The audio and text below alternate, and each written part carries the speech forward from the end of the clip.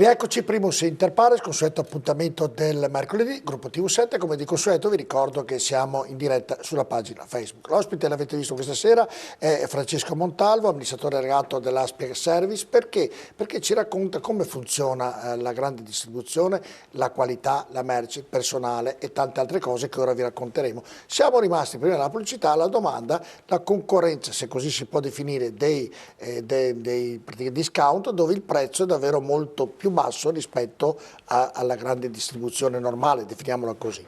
Perché e come mai? Mi permetto, signor Borile, di dire che non è proprio così, nel senso che anche le aziende come la nostra, ma non siamo solamente noi, già da tantissimo tempo hanno all'interno del proprio assortimento quelli che noi definiamo i prodotti primo prezzo. Quindi, ha tirato un tranello, non ve l'ho detto prima, ma ha tirato un tranello Montalvo. Sono i prodotti che si vede che io non vado a fare la spesa, quindi sono i prodotti che a scaffale, facciamo l'esempio della pasta, rappresentano l'apertura di scala prezzo più bassa. Noi abbiamo, per esempio, tante marche di pasta, ne abbiamo una che ha un prezzo paragonabile al prezzo dei discount. Quindi il confronto con i discount c'è, è sempre più agguerrito questo confronto. Devo essere sincero che i discount, così come sta succedendo nel resto del mondo, stanno aumentando le proprie quote di mercato. Ci sono discount o nuove insegne che stanno aprendo, quindi la competizione aumenta, i discount stanno guadagnando quote di mercato e anche i discount stanno cercando di adeguarsi a questi nuovi bisogni del cliente. Quindi anche i discount, per sopravvivere in un futuro, dovranno fare degli esercizi che avranno come obiettivo principale quello di cercare di aumentare la qualità e magari anche i servizi che offrono all'interno del punto di vendita. Quindi il mondo del discount è un fenomeno che esiste, è un fenomeno complesso, ma è un fenomeno che aziende come la nostra, che non gestiscono discount, e non lo faremo mai, sanno bene come in qualche maniera contrastare. No, ma io non intendevo nel problema del contrasto, intendevo dire, se tanta gente, Montalvo, va ad acquistare al discount, vuol dire che tanta gente cerca della merce a poco prezzo per via del bisogno ovviamente naturale, quindi significa che anche, presumo, la qualità non sia... Mio papà una volta diceva più spendi più hai, e credo, sia anche oggi così. Ed è vero. E quindi uno che va nel discount sicuramente non ha la qualità che ha nel supermercato dell'Aspia in questo fattispecie, avrà una qualità inferiore, perché altrimenti non si riesce a capire questo movimento dei discount che aumentano anche dei loro fatturati e aumentano anche, vanno ovviamente a discapito della qualità, presumo. Sì, non dovrei essere io, nel senso che potrei essere una persona considerata di parte, ma di sicuro qualche differenza ci sarà. Io credo che anche in questo caso siano i clienti a decidere se scegliere quel tipo di supermercato o scegliere supermercati più simili ai nostri. Io dico perché poi oggi c'è parecchia gente più povera di una volta per i motivi che tutti noi sappiamo, perché il mondo sta cambiando, ovviamente allora cercano chiunque di andare e cercano soprattutto il prezzo e la qualità che Certo, ma quello che a me premeva dire era che forse l'informazione che i nostri supermercati, che non sono definibili discount, non abbiano anche la possibilità di offrire un tipo di prodotto di bassa, diciamo, fascia prezzo, è un'informazione che magari non tutti sanno, no? Quindi se è vero che da una parte i discount stanno cercando di fare il mestiere come il nostro, quindi cercare di migliorare un po' i servizi e la qualità, ma ovviamente per una questione anche di costi loro non potranno mai gestire un reparto servito, almeno fino adesso. L'informazione che volevo dare è che chi fa e gestisce supermercati come noi ha all'interno dell'assortimento prodotti che possono essere acquistati allo stesso prezzo con cui si può acquistare al discount. È stato chiaro. Senta Montalvo, l'e-commerce c'è gente che acquista anche tramite internet. Com'è? Io non lo so, lo trovo una cosa incredibile, però mi dicono che anche lì i fatturati stanno crescendo. Sì, i fatturati stanno crescendo, è un fenomeno, quello dell'e-commerce, che tutti devono considerare se vogliono fare una programmazione da qui ai prossimi 5-10 anni.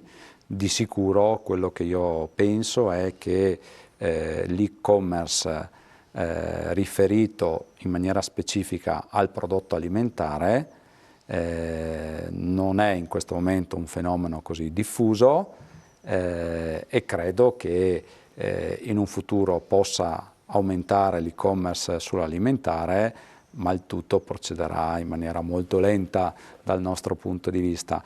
Ciò non vuol dire che come azienda anche noi stiamo strutturando una certa parte aziendale per essere preparata e pronta un domani a far sì che gli acquisti e-commerce possano essere gestiti senza alcun problema. Ci sono già dei negozi test da noi dove si può cominciare ad acquistare prodotti con quella tipologia di acquisto, ma in questo momento il fenomeno è molto molto limitato. Certo, senti, io le dico una cosa, la prendo col beneficio inventario, Sì. però 10 giorni fa ho parlato assieme a un manager del commercio a livello multinazionale e ci diceva, da un'esperienza americana, di Milano questo, e ci diceva i centri commerciali saranno destinati ad essere cattedrali nel deserto, per 5-6 anni andrà molto l'e-commerce, poi l'e-commerce subirà una crisi pazzesca e si ritornerà nei negozi in centro delle città come c'erano una volta.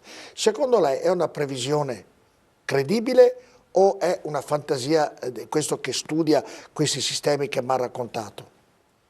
No, Secondo lei, secondo la sua esperienza, come vede? È un'ipotesi. Credo che rimanendo nell'ambito dell'alimentare possa essere veramente una cosa che potrà succedere, e quindi mi viene da dire noi siamo già pronti per gestire i prossimi 10, 15, 20 anni. Se però dovessi ampliare un attimino lo scenario, dovessi pensare per esempio a prodotti di elettronica o prodotti non alimentari, e quindi mi rivolgo in questo caso nello specifico a prodotti non alimentari, io penso che l'e-commerce avrà sicuramente un peso sempre più importante. Se noi oggi cominciamo a guardare quanto l'e-commerce sta crescendo, e sta crescendo soprattutto in alcuni settori in particolare, e guarda caso i settori sono quello dell'elettrodomestico, quello del tessile. Di sicuro ci potrà essere poi un ritorno, che è un po' quello che stavamo cercando di raccontare all'inizio, al rapporto. Esco un attimino dalle disposizioni alimentari, perché dato che ho la fortuna di avere lei ospite mi incuriosisce e le faccio altre domande. E faccio un esempio: se io compro un televisore nell'e-commerce risparmio il 20, il 30%, faccio un esempio, no? Vado nel punto vendita di una grande distribuzione di elettrodomestici, costa il 20-30% in più. Se però lo stesso televisore vado nel punto vendita e ha lo sconto perché c'è la promozione e via, ma accorgo che costa meno nel negozio che nell'e-commerce. Che giochetto è secondo lei questo? Mi ha fatto un sorriso ironico, non so se ho fatto una domanda, però ho notato personalmente questa differenza. Volevo un televisore, sono andato, l'ho visto in e-commerce, costava il 30% in meno. Sono andato in un altro punto dove veniva la grande distribuzione dell'elettrotecnica e c'era un'offerta, lo stesso televisore costava meno che l'e-commerce. Innanzitutto si dovrebbe come dire, cercare di capire che tipo di sito e-commerce fosse quello Amazon, a cui... io dico già ok, Amazon. allora di sicuro, Faccio nome e cognome, di sicuro oggi c'è questo mondo dell'e-commerce che sta in qualche maniera cercando di progredire anche in Italia. Anche lì non necessariamente si deve acquistare ad occhi chiusi, della serie. Non sempre acquistare su internet significa risparmiare rispetto ad un luogo Certo, d'acquisto diverso, chiaro. quindi quello fisico. Quindi il consiglio in generale che si può dare è, come è sempre successo, non si può mai comprare ad occhi chiusi, va bene la comparazione dei prezzi e può succedere, anche perché bisogna difendersi dall'e-commerce, che ci siano determinati prodotti venduti in luoghi fisici, quindi un negozio Certo. specializzato o anche un supermercato, che può avere un prezzo, perché in offerta per motivi vari, più basso rispetto all'e-commerce e quindi ad una piattaforma online Certo, qualsiasi. sono uscito al seminato, ma ho una No, curiosità, no, no, visto no, che ho no. lei che non c'entra Mi, nulla mi preme dire con in l'alimentari. aggiunta che, avendolo acquistato in un luogo fisico, probabilmente si è rivolto a delle persone e queste persone, e quindi parlo di post vendita, saranno sicuramente nella possibilità di continuare a consigliare sull'acquisto se ci dovessero essere dei problemi, eccetera. Quindi ricordiamoci sempre, e torniamo al famoso ragionamento, la persona farà sempre e comunque la La differenza. differenza, sono d'accordo con lei e poi credo aggiungo una cosa, la storia si ripete, partiamo, andiamo alla grande distribuzione, si ritorna al negozietto e credo che la vita poi Sì. abbia Sì, sì, delle sì, sì. ripetizioni.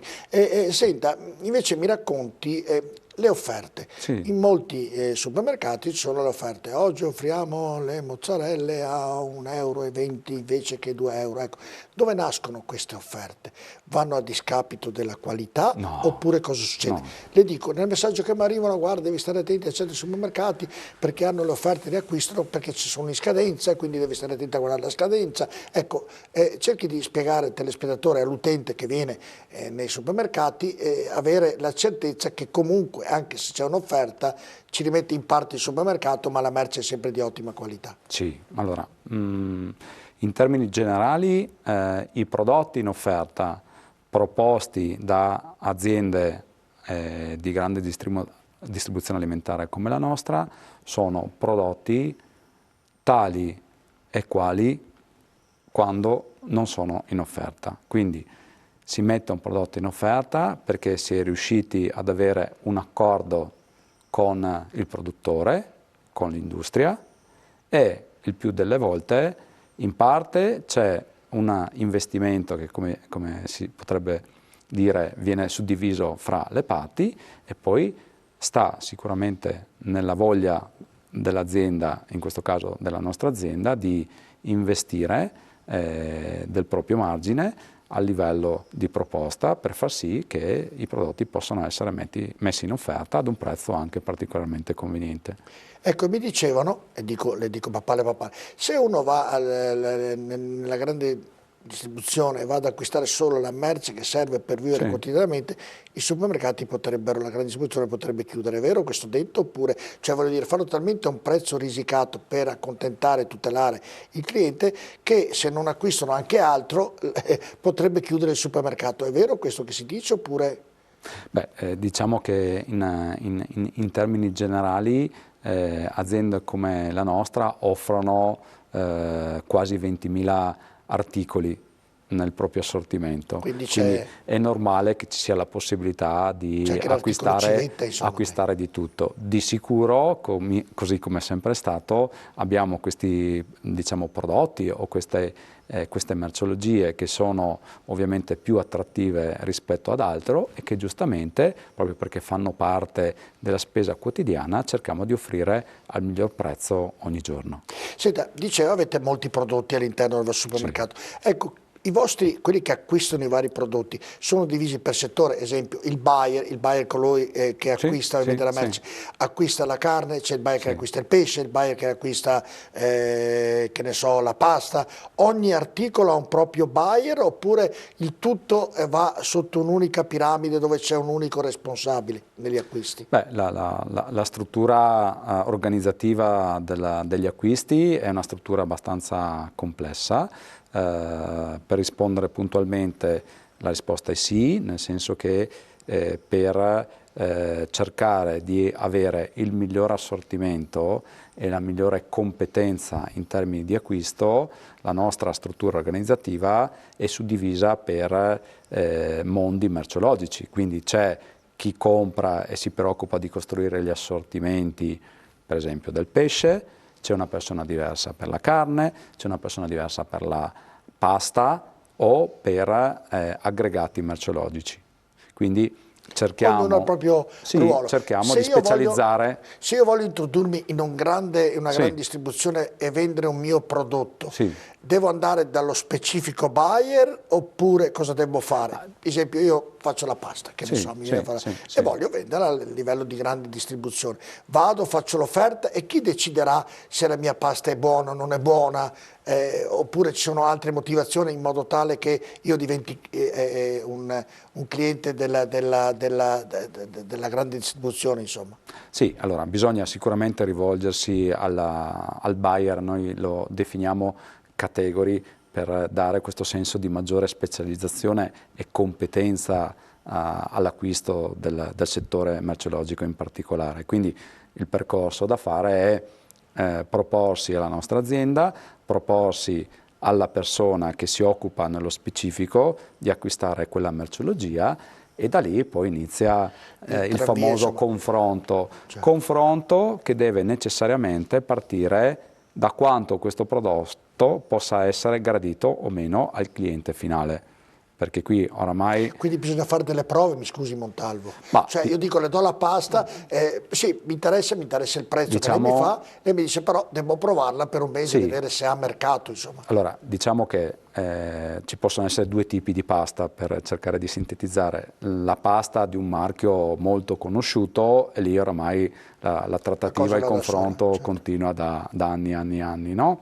Oggi anche il mondo della pasta, per esempio, è un mondo che sta evolvendo in maniera incredibile. Oggi si vende molto meno pasta di semola tradizionale e si vende sempre di più pasta, per esempio, integrale, pasta diciamo speciale. No? Nel caso in cui ci sia un prodotto di pasta di un marchio meno conosciuto, bisogna sicuramente cercare di capire che tipo di soddisfazione questa pasta possa avere nei confronti del cliente. Quindi potenzialmente chi propone la pasta dovrebbe proporre quelle che sono le caratteristiche, diciamo, straordinarie che questo prodotto può avere rispetto ad altre, perché sebbene i nostri supermercati siano anche grandi, spazio per tutti non ce n'è. Quindi interviene la logica del prodotto che più potrebbe essere amato o acquistato dal cliente consumatore finale. Però come faccio io cercare di farlo amare il mio prodotto se non lo prova?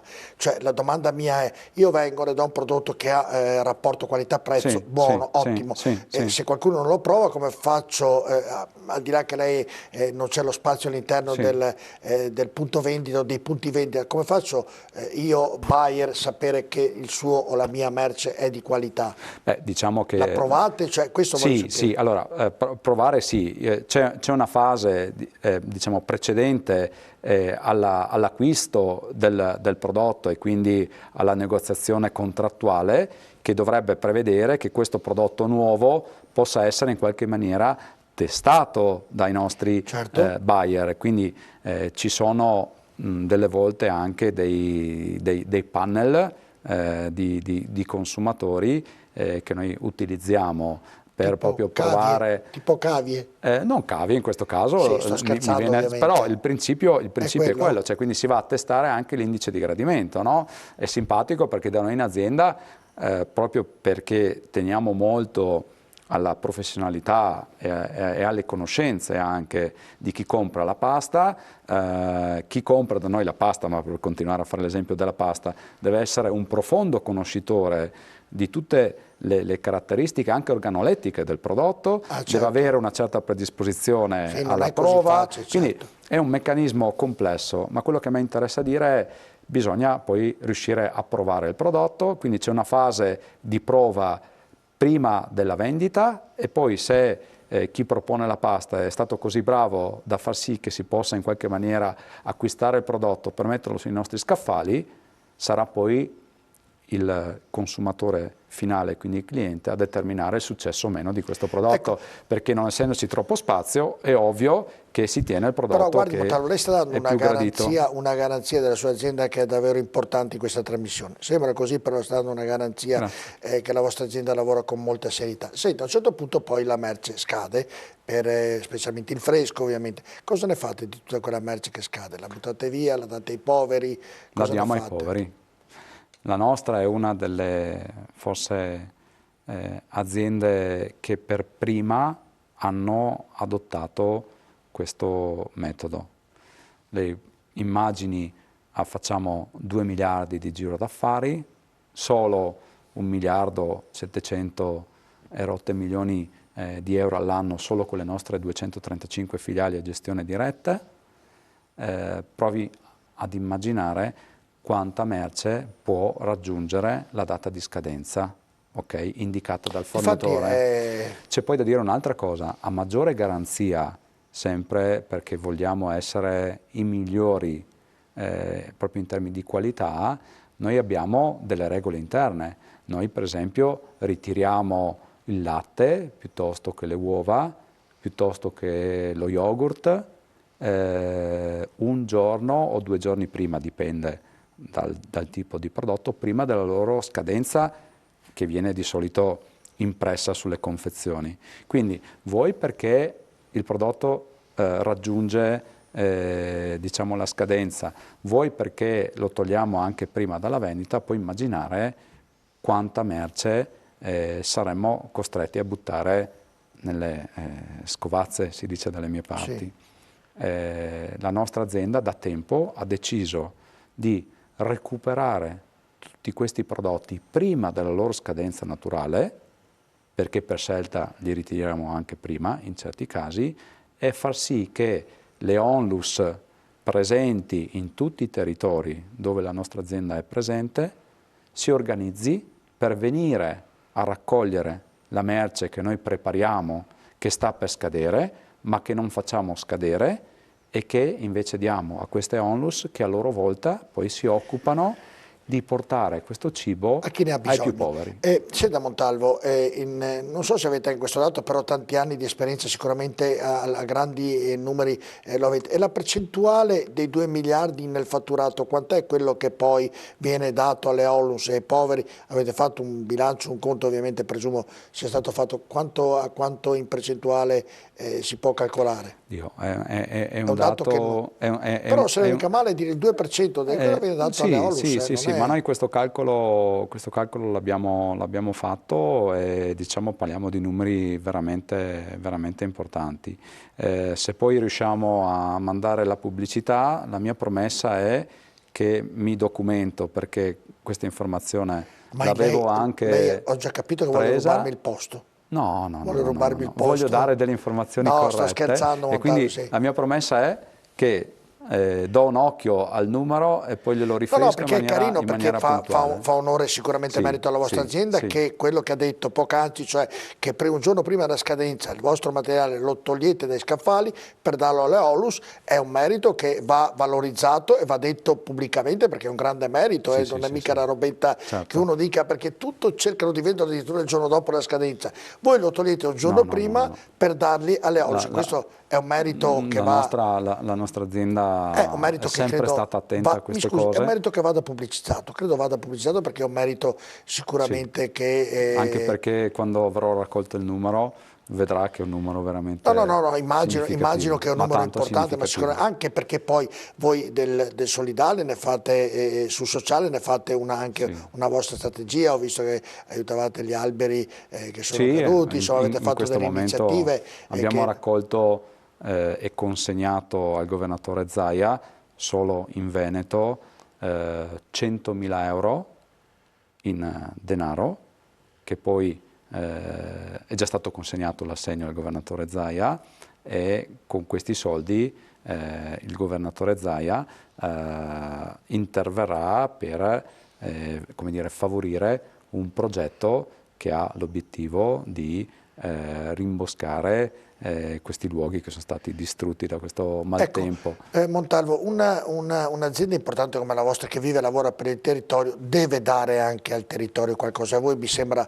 non avete il braccetto corto, anzi tutt'altro, siete disponibili a tutte le iniziative sociali, iniziative anche di arte, di cultura, di sport, quindi siete un'azienda che guardate con attenzione questa cosa, insomma. Sì, siamo un'azienda che ha ricevuto tanto da tutti i territori dove noi siamo presenti e per scelta aziendale, ma da tanti anni, noi abbiamo deciso di restituire a questo territorio, alle persone che lo abitano, e quindi noi siamo perennemente impegnati a contribuire e favorire lo sviluppo dei vari territori in cui noi siamo presenti. Lo facciamo cercando di favorire i produttori locali, visto che noi compriamo dei prodotti e riteniamo che possiamo aiutare i produttori locali a migliorare il territorio stesso, aiutiamo le imprese locali che costruiscono i nostri supermercati e quindi cerchiamo anche di favorire le imprese edili, in questo caso locali, tutti i fornitori che costruiscono, aiutano e contribuiscono a fornire i nostri supermercati sono privilegiati se provengono dai territori dove noi siamo presenti, e poi aiutiamo moltissimo quello che è il tessuto sociale, quindi le scuole, le associazioni, le sponsorizzazioni stesse che noi facciamo hanno come principale obiettivo sponsorizzazioni micro, locali, che vanno soprattutto ad agevolare quelle che possono essere le associazioni sportive o culturali dei vari territori, quindi facciamo moltissimo in questo senso. Un'altra cosa, parlando di sociale, che mi preme sottolineare è quanto noi stiamo cercando di fare in termini di miglioramento di quella che è la cultura e la consapevolezza sull'alimentare, sul mangiare. Noi stiamo da anni portando avanti dei progetti, uno fra tutti si chiama Le Buone Abitudini, che ha come principale obiettivo migliorare la consapevolezza, soprattutto dei giovani, a quelli che sono i principi fondamentali dell'alimentazione, tutto ciò che è salute, tutto ciò che è cibo, sano, eccetera. Anche perché, Montalvo, come diceva lei all'inizio della trasmissione, un po' il modo di alimentarsi è nettamente cambiato rispetto a una volta. Una volta io ricordo, vabbè, che il mio fisico si vede anche, si mangiava il primo, il secondo a pranzo, si mangiava il secondo alla sera. Oggi a pranzo ci sono addirittura i bar che danno il panino, che danno il sandwich, che danno questo, quello. È cambiato completamente il modo di alimentarsi e anche di vivere la vita quotidiana per quanto uno deve mangiare, quindi anche voi avete ragionato in senso di questa nuova presa di posizione dell'utente, del cittadino, del modo di alimentarsi, insomma. Sì, noi da tempo cerchiamo di migliorare la cultura alimentare. Si diceva prima che i bisogni dei nostri clienti, i nostri bisogni in termini di cultura alimentare si stanno modificando. Di sicuro stiamo diventando più bravi anche nell'alimentazione, siamo più attenti, non si mangiano più determinati prodotti, generalizzando magari quelli più grassi. Si sta migliorando. Questo vuol dire riuscire anche necessariamente ad adeguare la proposta di prodotto nei nostri supermercati, no? Noi abbiamo il compito di educare i nostri clienti ad una buona e sana alimentazione, ma non possiamo solamente raccontare cosa significa buona e sana alimentazione, dobbiamo creare i presupposti nei nostri supermercati di dare questo cibo che aiuta a migliorare la propria alimentazione. È per questo che i nostri assortimenti si stanno modificando di volta in volta, nei nostri scaffali sono presenti, prima facevamo riferimento per esempio alla pasta, prodotti molto più evoluti dal punto di vista dell'alimentazione, e quindi bisogna creare cultura Poi alimentare. oggi l'alimentazione diciamo che a livello di pubblicitario, a livello di sponsorizzazione, le televisioni hanno dato ampio spazio con tutte le varie trasmissioni. Lei pensi che in questa televisione 25 anni fa facevamo un servizio, una trasmissione settimanale di come si preparavano certi tipi di piatti, ed era un chef di un ristorante che è nel Bassanese, si chiama Guerrino, posso anche dire il nome perché è sicuramente negli scaffali della nostra televisione, e facevamo le trasmissioni puntuali. Ora quelle trasmissioni sono arrivate a livello nazionali, sono arrivate a livello di grande ascolto, e quindi vuol dire che anche dalle piccole televisioni nascono le idee anche per le grandi televisioni, ovviamente loro, avendo più possibilità, possono pubblicizzarlo. E oggi mi sembra che la cucina sia uno delle trasmissioni, oggi magari anche quella prima o dopo terminerà, però sicuramente più vista dagli italiani, quindi vuol dire questo che la gente cerca di alimentarsi in maniera giusta. Senta, prima ho visto nel servizio i vostri dipendenti, quelli che servono, dove lei ha dato ampio spazio e importanza all'inizio della trasmissione, sono vestiti tutti uguali? C'è uno che sceglie le divise, c'è uno che li veste, c'è tutta una strategia anche lì per quanto riguarda i dipendenti? Sì, andiamo anche sulla cosa normale, insomma, perché poi... diciamo, la nostra in Italia è un'azienda che offre lavoro a 8.000 persone. No, io non so se questo è il nostro punto di vendita Despara in Teatro Italia a Venezia. No, sembra però sembrano vestiti alla Questo moda. Questo è un supermercato che vuole offrire qualità, competenza. Stiamo parlando di un supermercato straordinario, inserito in un contesto straordinario, e non potevamo non essere straordinari noi come persone, e quindi cerchiamo di migliorare anche l'aspetto estetico, e quindi anche il vestiario. Sembravano quasi da sfilata, insomma, come hanno vestiti bene, insomma, quindi complimenti anche da questo punto di vista. Sì. E quindi c'è uno che studia anche... Sì, c'è anche quello, però innanzitutto dietro al vestito ci sono delle persone che sono competenti e che cercano di offrire ogni giorno un sorriso ai nostri clienti. Non ci sono dubbi. Senta, prima della pubblicità, poi abbiamo l'ultima parte della trasmissione, e invece cosa ne pensa di quella battaglia che ormai va da molto tempo, dove dicono ai giorni festivi bisognerebbe chiudere, nelle grandi festività Santo Stefano bisognerebbe chiudere, qualcuno ha tenuto aperto addirittura a Natale? Lei cosa ne pensa? Bisogna farlo perché la concorrenza impone questo, oppure bisognerebbe un giorno sedersi veramente a un tavolo e dire beh, chiudiamo questo e il fatturato lo fermiamo tutti per una domenica? O il fatturato è talmente importante Montalvo, che va al di là? No.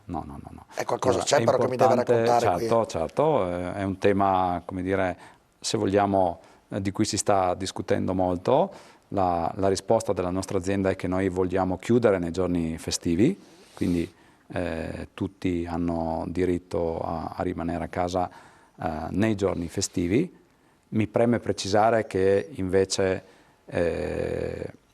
la domenica è diventata una giornata di vendita normale, quindi quello che voglio dire è che oggi come oggi non possiamo ritenere che le domeniche non possano rappresentare solo in certi casi la possibilità per i nostri clienti di fare la spesa. Cosa diversa invece sono le giornate festive.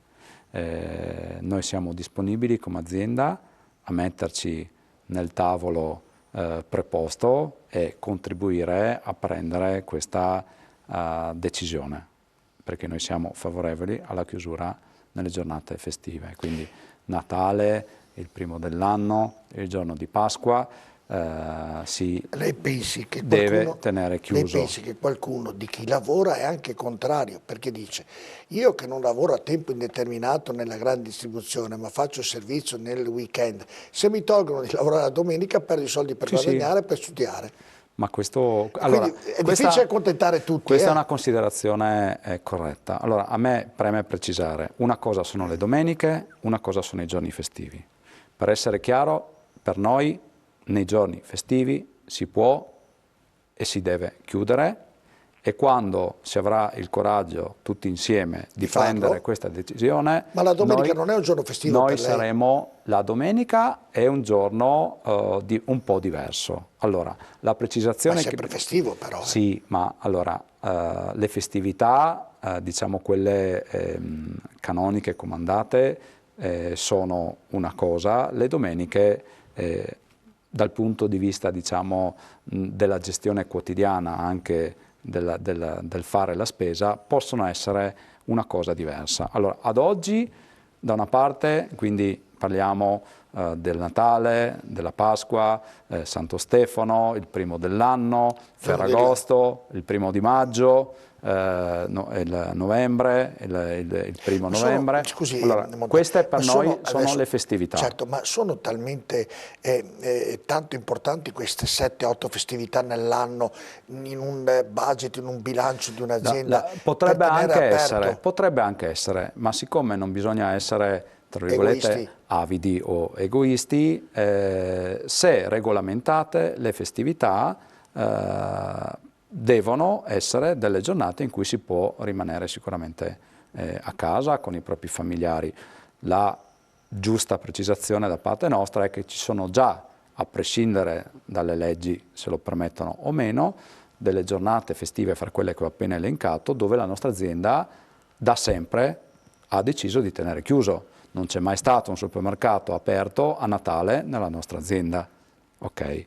Quindi sul tema delle festività la nostra posizione è quella. È molto chiara. Sul tema delle domeniche la questione si deve un po' approfondire. In che senso? Domeniche. Allora, ci sono 52 domeniche, voglio essere preciso perché mi piace, come dire, trasferire dei concetti sostanziali affinché si capisca qual è la nostra posizione in questo momento. Noi abbiamo 235 punti di vendita, di questi intanto la domenica non sono aperti tutti questi supermercati, già adesso, quando potremo tenere aperto tutti i supermercati aperti tutti la domenica. La domenica. Quali sono aperti e quali chiusi? Ma diciamo che oggi, come oggi, nella nostra azienda il 60% dei negozi tiene aperto la domenica, quindi esiste un 40% di negozi che non tiene aperto la domenica. Okay? Questa è già una precisazione importante perché altrimenti si tende a generalizzare. Certo. Quali sono i supermercati che sono aperti la domenica? Sono quei supermercati dove il fatturato, quindi la richiesta da parte dei nostri clienti, è così importante da prevederne l'apertura, perché così come stanno cambiando i consumi e la gente mangia meno e meglio, sta cambiando anche comportamenti di acquisto rispetto alle giornate in cui andare a fare la spesa. Oggi sempre di più le famiglie... Aperto, se tutti chiudono non vanno. Sì, ma allora io credo che il nostro mondo si debba cominciare a considerare come un mondo che deve erogare anche servizio. Io credo veramente, ma dai numeri non può essere diversamente. Ci sono supermercati che, fatto 100 la distribuzione del fatturato nella settimana, no? La domenica sviluppano il 20% dell'intera settimana. Se si sviluppa il 20% di questo fatturato della settimana, vuol dire che ci sono tanti clienti che lo vogliono, ma per un semplice motivo. Una famiglia media, quella più giovane, e quella più evoluta, ma anche le famiglie diciamo un po' più anziane, stanno intravedendo nella domenica una giornata utile per andare a fare la spesa. Se una famiglia lavora, perché non dare la possibilità di andare a fare la spesa la domenica? Certo. Ma giusto per essere, come dire, generalisti nelle considerazioni. Poi c'è un altro aspetto, non dimentichiamoci che in una situazione dove le domeniche possono essere tenute aperte e ciascuno di noi che fa il mestiere sa fare bene il rapporto costo-beneficio, nel momento in cui c'è una garanzia di fatturato c'è anche una garanzia di posto di lavoro, perché torno alla considerazione che prima lei giustamente faceva, ci sono persone, mi viene da dire solamente gli studenti, oppure determinate categorie loro, certo, a cui fa piacere lavorare il venerdì, il sabato e la domenica, certo, o solo il sabato o solo la domenica. perché ritorna utile e perché durante la settimana fanno altre cose. Quindi io credo che oggi non si possa essere così come una volta miopi nel capire Certo, che è stato chiarissimo. ecco. Prima della pubblicità, così una domanda, Sì. è finito gli inventari? Perché questo periodo di inventari... In questi quindi giorni li stiamo state completando. ultimando e poi fate un bilancio Ma di lei quello sa, che c'è. lei sa molto di più di quello che... Che Sì, ti lo faccio stiamo- domanda, vabbè. Andiamo in pubblicità, rimanete con noi tra poco. Grazie.